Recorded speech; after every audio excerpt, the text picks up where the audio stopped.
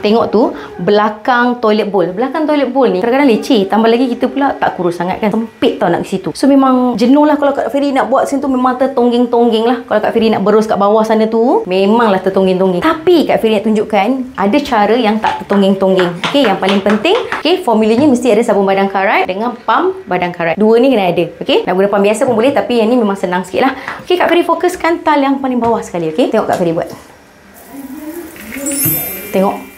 Tengok tak? Nampak tak? Terus jatuh. Terus jatuh. Kak Feri tak sental lagi. Tengok yang okey, yang hitam ni. Tengok. Nampak tak? Nampak tak? Okey, yang mana karat tu dia luntur. Yang hujung ni. Jadi kita boleh buat dari jarak jauh je. Okey, dari jarak jauh je kita boleh dah cuci dah. Ni kalau ada air water hose tu, tembak je lah, dia terus jatuh dah. Sebab karat dia dah jatuh. Okey, tapi sebab Kak Feri tak ada hose, Kak Feri kena hempas sikit air ni. So Kak Feri hempas sikit air. Okey. Ataupun mungkin kalau masih ada yang degil-degil tu, boleh juga berus manja. Sebab nak jauh, nampak tak? Nampak tak daki dia? Tengok, jatuh guys. Nampak tak daki dot hitam tu? Jatuh sendiri.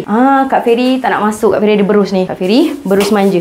Ni bukan berus guys, ni penyapu. Patutnya berus lah kan. Kak Feri guna penyapu je. Penyapu pun boleh. Penyapu lembut biasa tu. Tengok ni, janji dia dah kena badang. Kak Feri buat yang belah sini pula. Okey. Kalau tak ada badang ni, you all beruslah 14 hari, 14 malam pun tak hilang. Ni yang dah kena badang ni. Ni permukaan yang dah kena badang. Tengok Kak Feri bilas. Beza sangat-sangat. Tengok ya. Kak Feri bilas, kita tengok ujung sana. Macam baru guys. Yang hitam tu. Jatuh kerak dia. Jatuh kerak dia serta-merta. Ni yang hitam ni.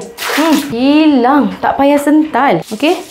Senang cakap, kita boleh buat dalam jarak 1 meter. Kak Feri nak ke sana ni 1 meter lah. Okay? Kita boleh cuci dalam jarak 1 meter je. Senang kerja. Okay? So, memang function. So, guna sabun badang karat dengan botol ni sekali. Senang. 1 meter pun dah bersih.